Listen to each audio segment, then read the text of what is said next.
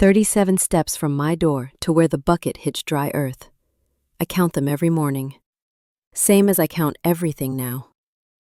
2 miles to the creek where water still runs. 14 trips to fill the barrel on my porch. 43 days since the well went dry. 187 days since my husband decided Montana was too hard and a wife and son were too much burden. But who's counting? I lower the bucket one more time, knowing what I'll hear. That hollow thud against cracked clay. No splash, no promise. The rope burned through my palms where yesterday's blisters haven't healed. Good. Every blister is proof I don't need anyone. Every aching muscle is evidence I can survive what he said I couldn't. The sun climbs higher, turning the air thick as wool. July in Montana doesn't forgive weakness, and neither do I. Mama? James's voice drifts from the porch, small and careful. I'm fine, I call back, though he didn't ask. He stopped asking 3 days ago, right around the time he stopped asking for water between my trips to the creek. 7 years old, and already he's learned to ration need like it's a sin.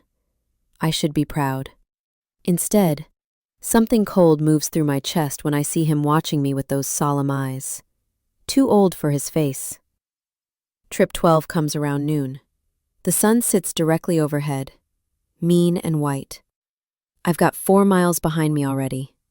8 still to go if I want the barrel full by nightfall. My vision blurs at the edges. Heat shimmer or exhaustion. Hard to say. The path swims. I think about my husband's voice the morning he left. You're too proud to ask for help, Sarah, and too stubborn to admit when you're drowning. I'll show him drowning. My knee hits the dirt before I realize I'm falling. The bucket clatters away, empty. I taste blood where I've bitten my tongue, feel dust coating my lips. From here, flat on the ground, I can see the homestead, small and stubborn against the endless sky. The barn I painted myself, the fence I mended alone, the garden I coaxed from this hard earth. Mine, all of it. Proof. Stand up or surrender. Sarah, those are your choices. I stand.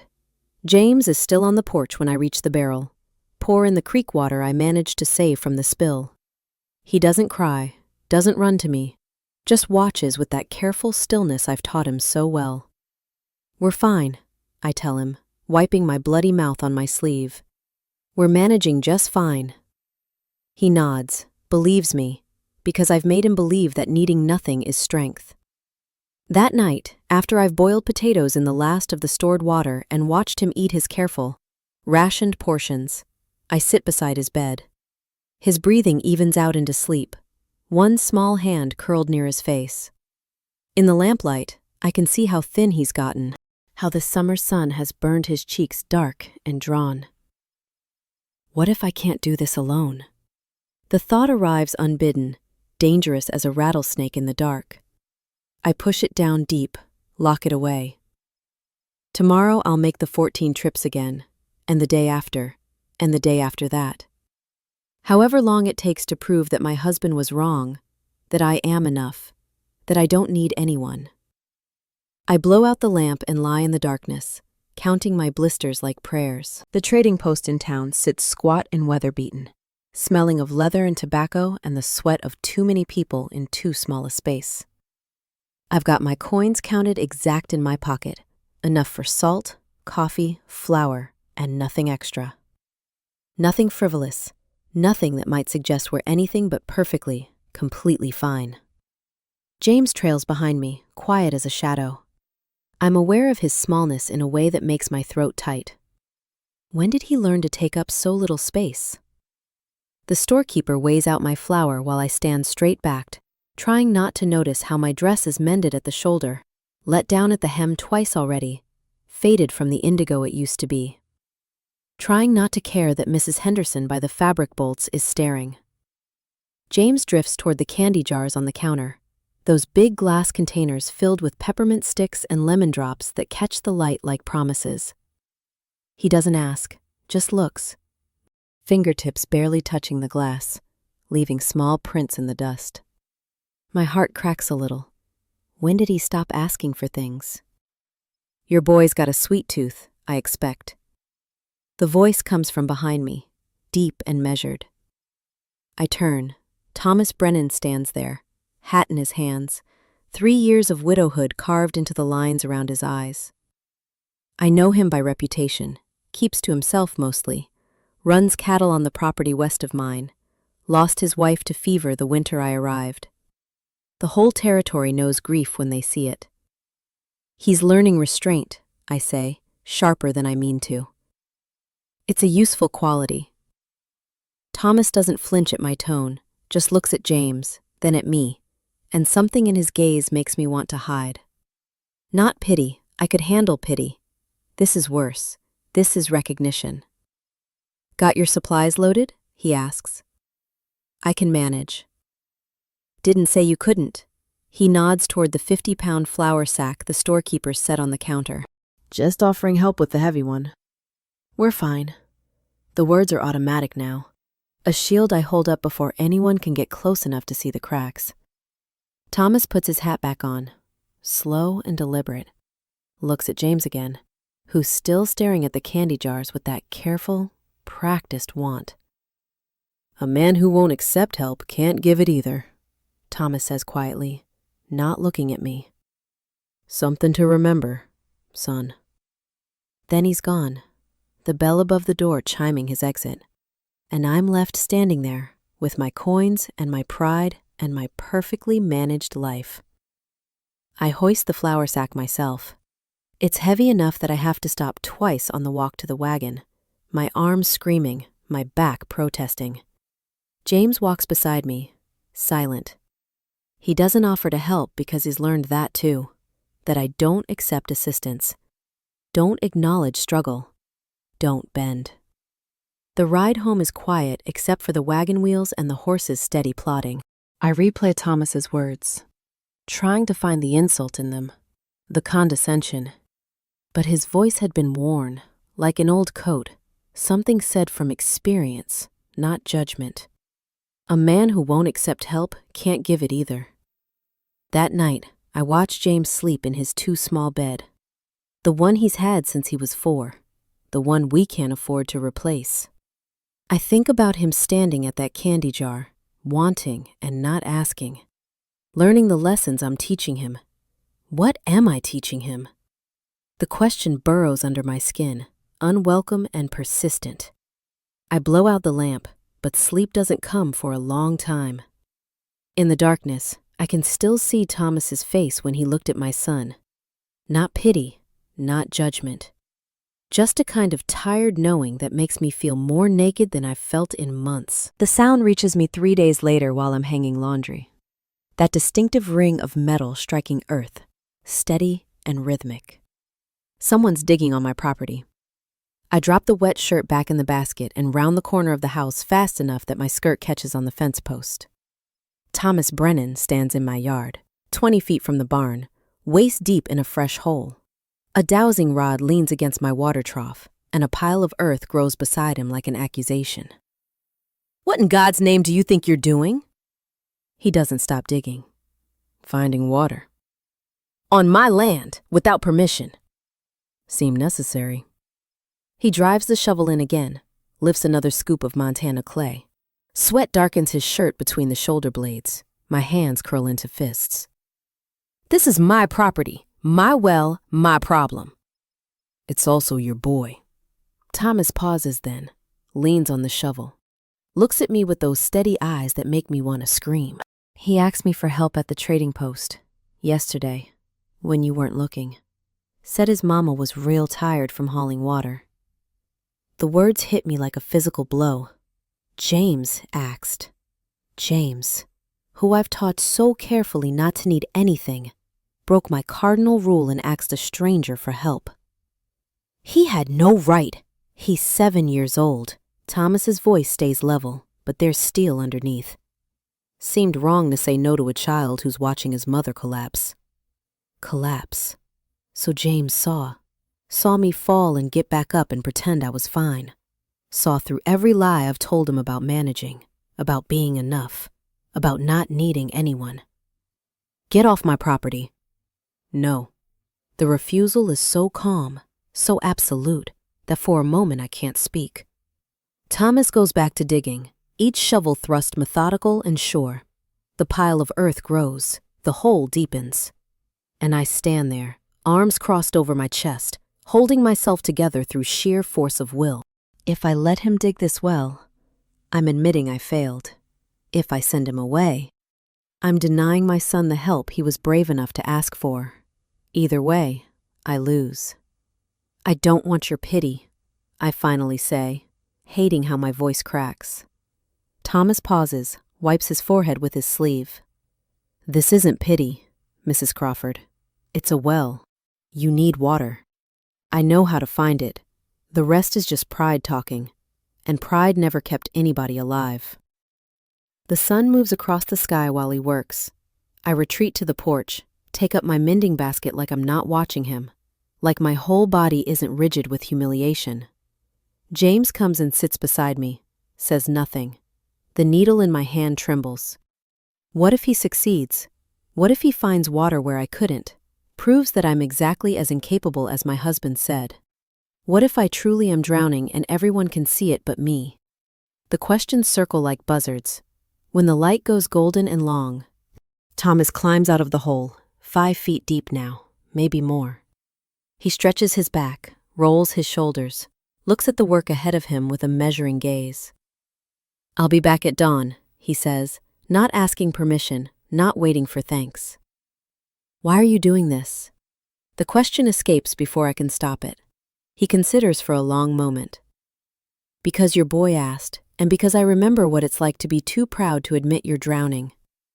Then he's gone, leaving me alone with the half-dug well, an open wound in my carefully maintained facade of competence. That night, I stand at the edge of the hole, looking down into the darkness. Somewhere deep below, there might be water, or there might be nothing but more dry earth. More proof that I've chosen wrong, built wrong, lived wrong. I don't know which terrifies me more. Thomas returns at dawn, just like he promised.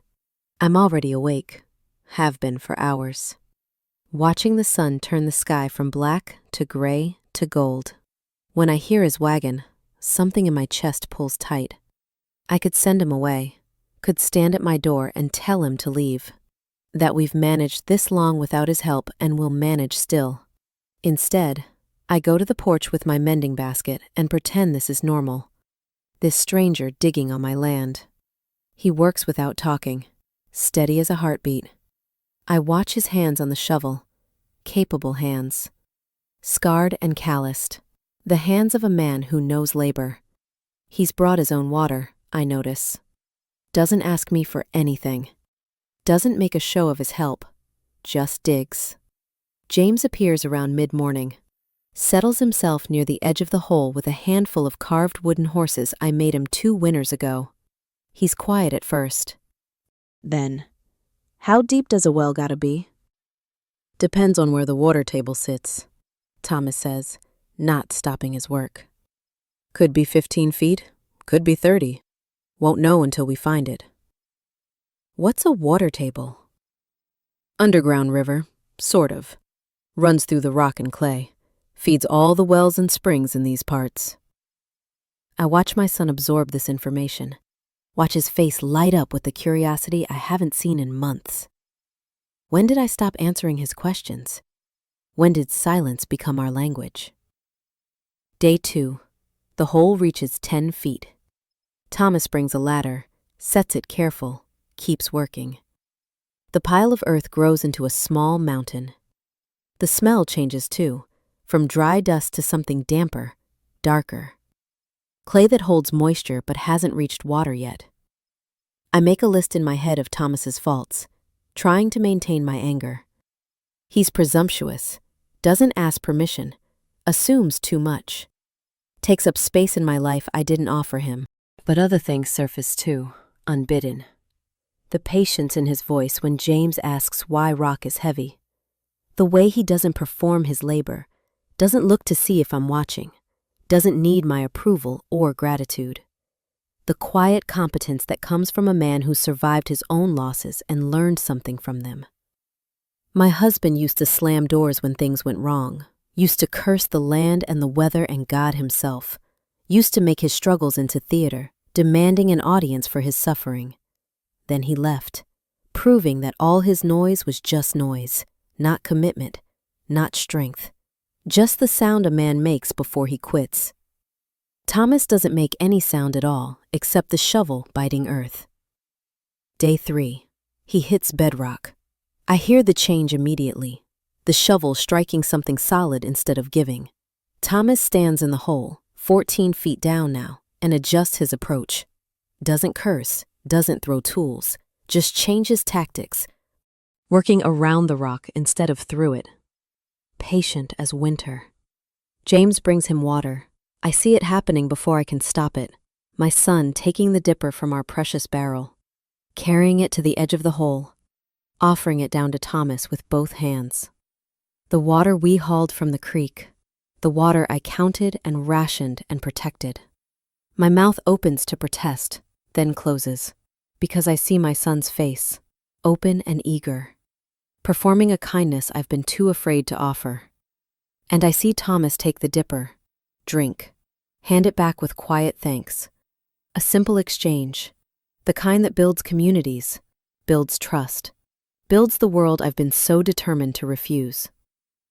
That night, James asks me, "Why doesn't Mr. Brennan have a family?" His wife died 3 winters back. Was he sad? I imagine so. James is quiet for a while, playing with his wooden horses, then. I think he's nice. I like when he explains things.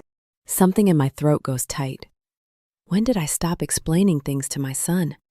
When did I decide that silence was safer than conversation, that distance was stronger than connection? I tuck James into bed, smooth his hair back from his forehead. He's getting so big. In a few years, he'll be too old for tucking in, too old for wooden horses, too old to need me. What will I have taught him by then? The question follows me to my own bed, sits with me in the darkness. I think about Thomas saying, "Pride never kept anybody alive."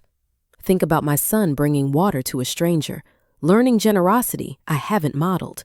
Think about the well growing deeper, the possibility of water, the terror of owing something I can't repay.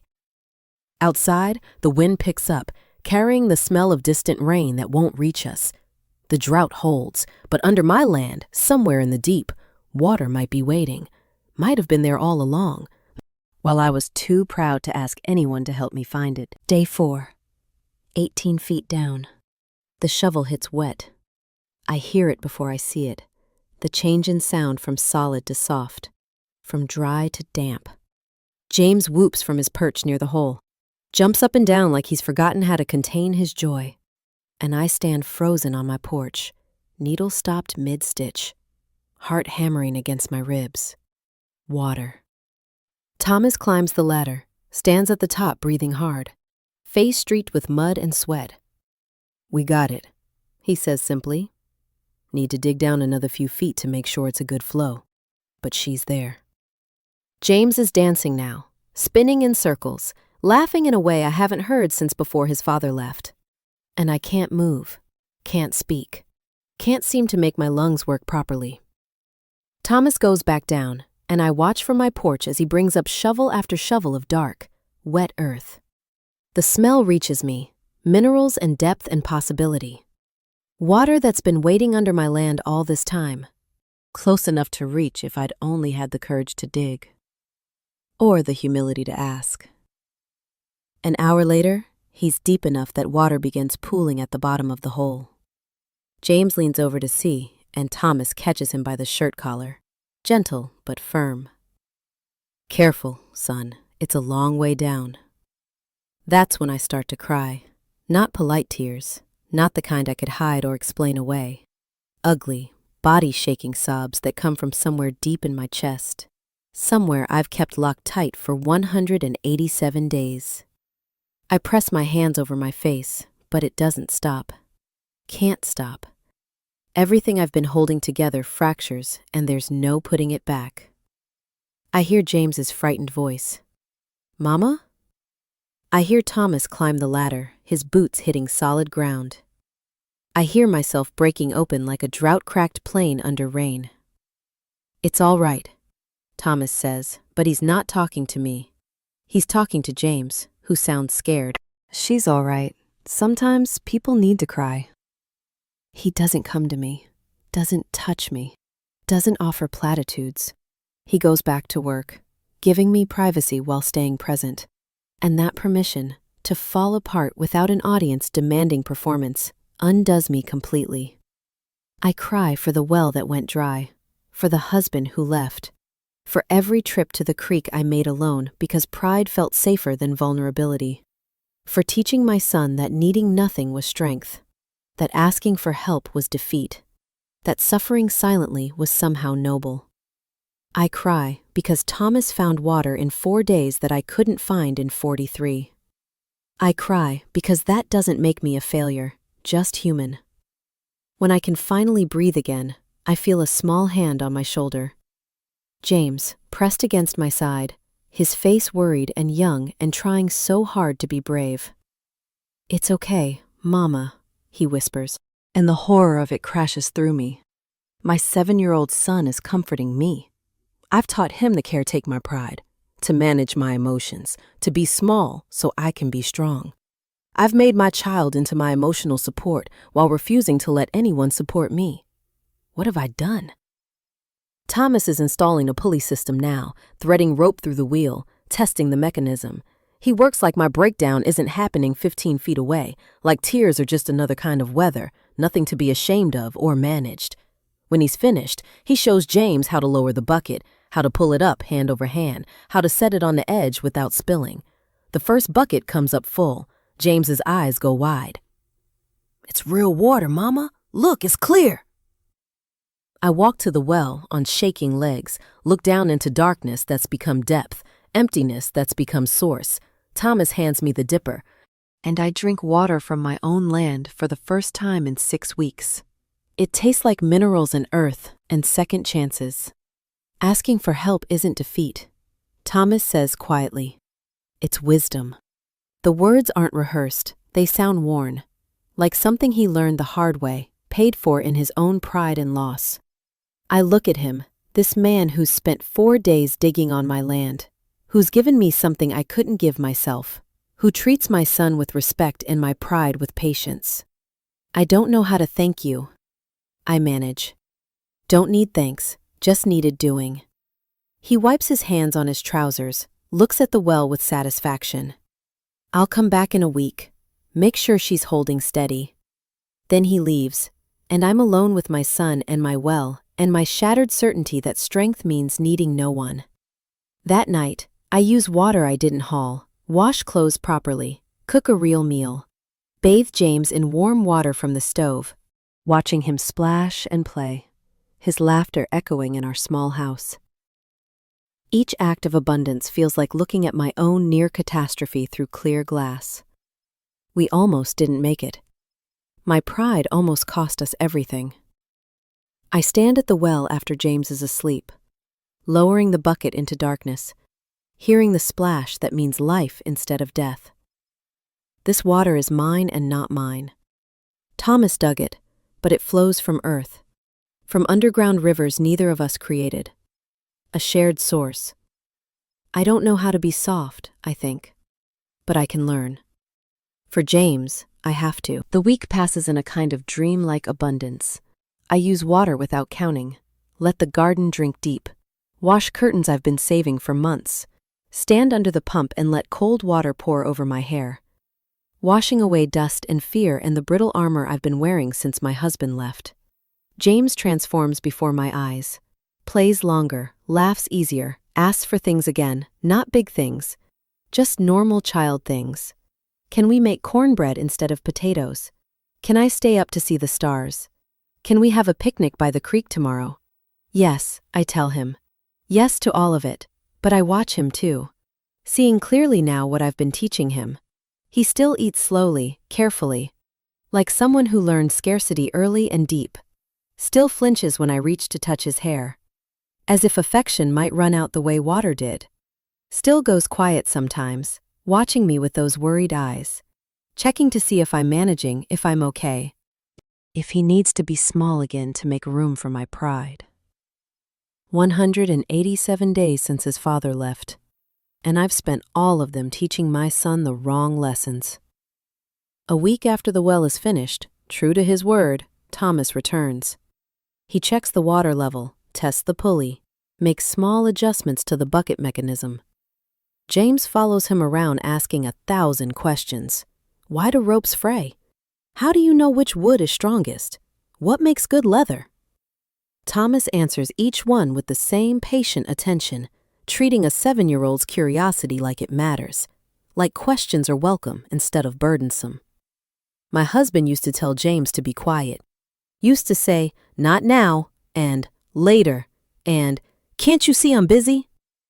Then he left, and I became the one saying, "Not now." Too tired from hauling water to have energy for wonder. But Thomas makes time, explains things, shares knowledge like it's not a scarce resource to be hoarded, but a gift meant for passing on. When Thomas finishes his inspection, I bring him coffee and cornbread. We sit on my porch while James plays with the new wooden horse Thomas carved him. A mare with a flowing mane, more detailed than anything I could make. "Well's holding good," Thomas says. "Should last you decades if you maintain it proper." I will. We're quiet for a while, watching James. Then I force the words out. "I'm sorry I was so stubborn about the help." Thomas looks at me with those steady eyes. "Can't be sorry for protecting yourself. World taught you that was necessary." But I wasn't protecting myself. I was punishing myself. The truth arrives as I speak it. Proving to my husband, wherever he is, that I didn't need him.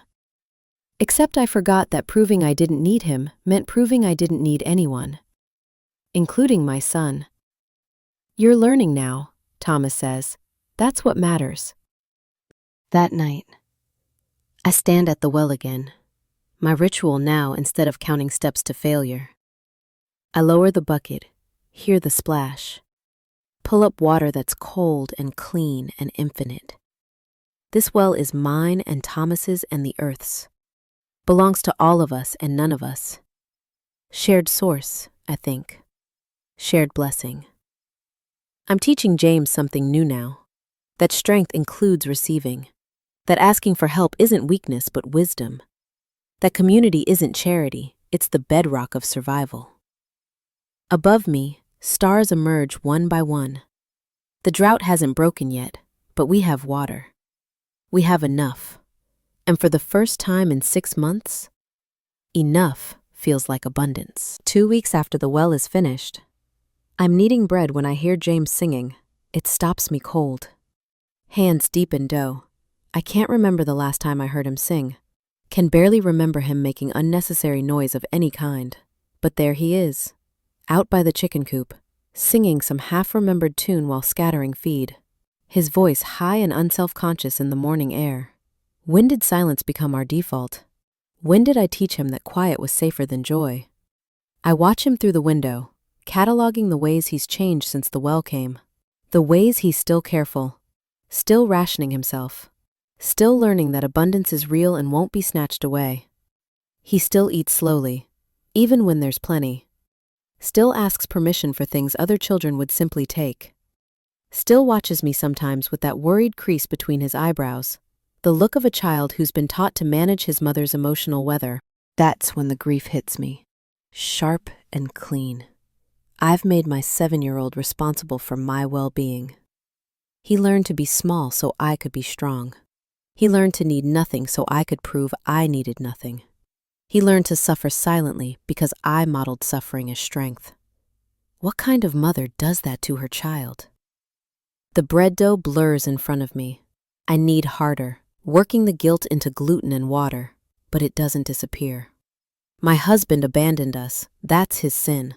But I've been abandoning my own humanity for 6 months, and James has been collateral damage. I think about Thomas's words. A man who won't accept help can't give it either. I've been so determined to be self-sufficient that I've made myself unavailable, untouchable, stone instead of flesh. And James, watching me, learning from me, has been turning to stone too. He's 7 years old, and he already knows how to be alone. What kind of life am I preparing him for? That afternoon, news arrives via Mrs. Henderson's daughter. Thomas's cattle broke through a fence in the spring thaw, scattered across 3 properties. He's calling for help with the roundup, needs every able body who can ride. Spring roundup, community work, the kind of thing neighbors do for each other. The fabric that holds a territory together when everything else tries to tear it apart. I could ignore it, could stay on my homestead, tend my garden, prove I'm self-sufficient still. Or I could show my son something different. That night, after James is asleep, I sit in the darkness, thinking about pride and courage and which one I've been calling by the wrong name. My husband said I was too proud to ask for help, too stubborn to admit when I was drowning. He meant it as criticism, and I took it as a challenge, spent 6 months proving him wrong by proving myself alone. But aloneness isn't strength. It's just aloneness. Real strength, the kind I want James to learn, includes knowing when to ask, when to give, when to participate in something larger than your own survival. I think about Thomas digging for 4 days on my land, about the well that flows because he had the courage I lacked. Not the courage to dig, but the courage to help someone who didn't want helping. Tomorrow, I'll take James to the roundup. Tomorrow, I'll show my son that strong women can ask for help, can give it freely, can exist in community instead of isolation.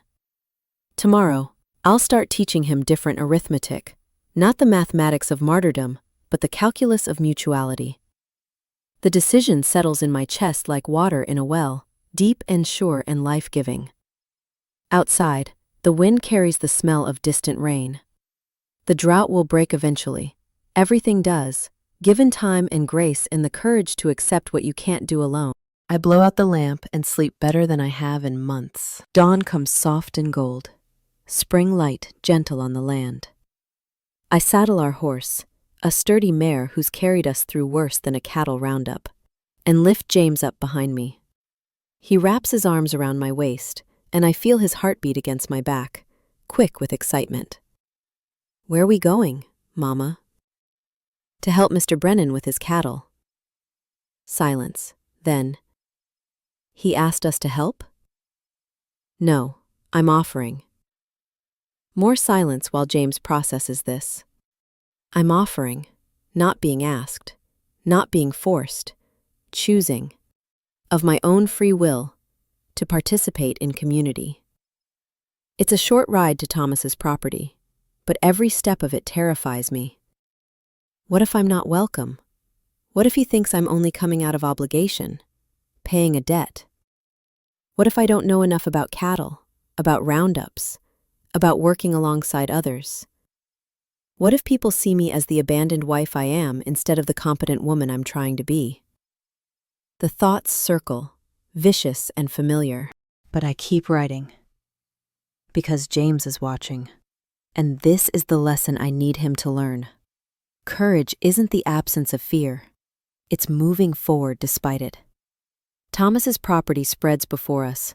Good grazing land, decent barn, cattle scattered across the hills like brown rocks against spring green. There are already a dozen riders gathered near the barn.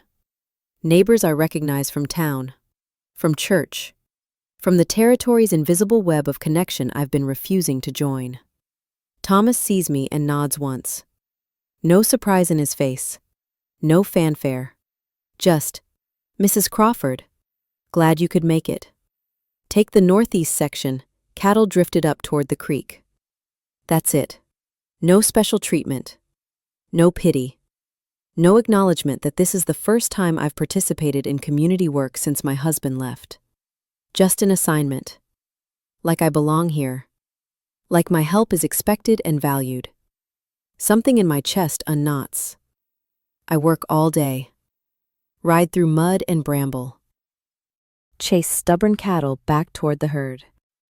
Mend fence alongside Mrs. Peterson from 3 properties over. James helps too. Thomas puts him to work, winding rope, carrying tools, learning the small tasks that make big work possible. At midday, we break for food. Someone's brought stew and fresh bread.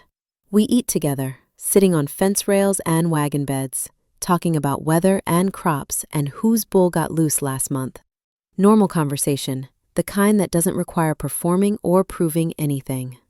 Mrs. Peterson tells me about her daughter's new baby. Mr. Williams asks about my garden, shares tips for fighting potato beetles. Thomas listens more than he talks, but when he speaks, people listen. I realize this is what I've been missing. Not just help with water or cattle or any specific task, but this, belonging, mattering, being part of something larger than my own survival. The afternoon stretches long. My shoulders ache. My hands are raw. My legs are sore from riding. But it's good work, honest work, shared work. And James, watching me work alongside others, is learning something I couldn't teach him alone, that we're built for community, not isolation. Evening comes, golden and long. Most of the cattle are rounded up, the fence is mended, the crisis contained. Neighbors start heading home, calling goodbyes, promising to help again tomorrow if needed. Thomas walks over to where James is coiling rope, kneels down to his level. You did good work today, son. Fair wages for fair labor. He presses coins into James's palm, actual money, not charity, not a token. James's face transforms. I earned this? You did, and you can earn more next time if you want. I watch my son close his fist around those coins, watch him stand taller, watch him learn that work has value, and that he has value, and that accepting teaching isn't weakness, but the way we all grow. Thomas stands. He turns to me. Appreciate the help today. I'm learning, I say. The words feel important somehow, like an admission and a promise. Slowly, but I'm learning. He smiles, not pity, not condescension, just warm recognition. We all are. The ride home is quiet. James counts his coins, plans what he'll buy with them. I feel the good ache of muscles used properly, the satisfaction of work completed, the strange new feeling of having contributed to something that mattered. As we ride, I think about Thomas's well, about spring roundup, about community as exchange instead of charity. I think about the arithmetic I've been teaching James, the mathematics of martyrdom, of proving worth through suffering alone. But there's different math available, the calculus of mutuality, where giving and receiving flow like water from a shared source, where strength includes vulnerability, where asking for help is wisdom instead of defeat. That night, tucking James into bed, I watch him set his earned coins on the small table beside him. Mama, he says, voice sleepy. I liked helping today. Me too, baby. Me too. After he's asleep, I stand at our well, lowering the bucket, hearing the splash that still feels like miracle. The water rises, cold and clean, pulled from depths I couldn't reach alone. We lower the bucket together now, I think. And the water we pull up tastes sweeter for being shared. Summer settles over Montana like a promise kept. The drought breaks in June, 3 days of steady rain that turns the earth from dust to mud, fills the creek to overflowing, makes everything green again. My well keeps flowing, steady and sure, the water table rising with the rain. But the real change isn't in the weather.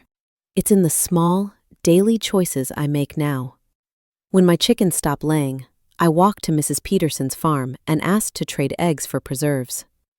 When my plow blade breaks, I ride to town and admit to Mr. Williams that I don't know how to fix it, and would he teach me? When Thomas mentions needing help with fence repair, I bring James and we work alongside him for 3 days, learning about post setting and wire tension and the satisfying thunk of a mallet striking wood. I'm learning to say, I need help, like it's a complete sentence, an honorable one. James transforms before my eyes, asks questions freely now, laughs without looking to see if it's allowed, eats with appetite instead of careful rationing. The worry crease between his eyebrows has softened. And he's growing, taller, stronger, more himself. One evening in July, Thomas joins us for supper. It's become a weekly ritual. He brings venison or fresh trout. I make bread and vegetables from the garden. James sets the table with careful pride.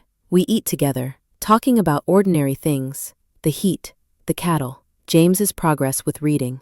After the meal, James asks Thomas to teach him chess. They set up the board on the porch while I wash dishes, their voices drifting through the window. Thomas patient, James eager, both of them comfortable in a way that makes my throat tight with gratitude. Later, after Thomas has gone home and James is asleep, I stand at my well. It's become my meditation, this nightly ritual of lowering the bucket, listening for the splash, pulling up water that's always there, always enough. James appears beside me in his nightshirt, bare feet on the dirt. "Can't sleep?" I ask. "Just thinking." He leans against the well's stone edge, peering down into darkness. "Mama, why did Papa leave?" The question I've been avoiding for 8 months. I could lie, could soften it, could turn his father into something better than he was. But James deserves truth. He left because Montana was harder than he expected. And because I was harder than he expected. And because some people, when things get difficult, they leave instead of dig deeper. Like the well? Like the well. James is quiet, processing. Then, "I'm glad Mr. Brennan dug our well." "Me too, baby." "And Mama?" He looks up at me with eyes that look less worried now, more curious. "I like when you ask people for help. It makes you smile more." The observation lands soft and true. I kneel down, pull him close. "You're right. I do smile more. Because I'm learning something important. We're not meant to be alone. We're meant to help each other." "Like community?" "Exactly like community." He hugs me tight, then pads back to bed. I stand at the well a while longer, thinking about the journey from isolation to connection, from pride to wisdom, from empty bucket to shared source. The well Thomas dug flows steady, fed by underground rivers that connect everything. My land to his, our property to the whole territory. Water to water in a network so vast and deep that no one owns it, everyone shares it. This is what I'm teaching James now. That real strength includes the capacity to receive, not just endure. That asking for help isn't defeat, but the beginning of connection. That we pull up water together, not because we're weak alone, but because sharing makes us all stronger. Above me, stars emerge in the darkening sky, thousands of them. Each one distinct, each one part of a larger constellation. Separate and connected, individual and communal. Like us. I lower the bucket one more time, hear the splash. Pull it up hand over hand. The water that rises is cold and clear and infinite. Drawn from depths I couldn't reach alone. But I'm not alone anymore. I've learned to ask, to give, to receive, to participate in the great exchange that builds communities and raises children and makes survival into something more than suffering, makes it into life. I pour the water into the trough, watching it splash and settle, and think about my husband's last words. "You're too proud to ask for help, Sarah, and too stubborn to admit when you're drowning." He was right about the pride, right about the stubbornness, right that I was drowning. But he was wrong about what happened next. I didn't drown. I learned to ask. And in asking, I found not just water, but community. Not just survival, but connection. Not just strength, but wisdom. The arithmetic I teach James now is different from the mathematics of martyrdom I learned from my own fear. It's the calculus of mutuality, one person helping another. Help received becoming help given. Individual wells connecting to shared sources. All of us pulling up water together, because that's how we survive. That's how we thrive. That's how we build lives worth living instead of just enduring. Inside, James sleeps safe and loved. Outside, my well flows steady and sure. And somewhere in the space between drought and abundance, between isolation and community, between the woman I was and the woman I'm becoming, I found something like peace. Earned peace. The kind that comes not from having all the answers, but from finally asking the right questions. The kind that comes from knowing when to lower the bucket, when to pull it up, and when to share what you've drawn from the deep.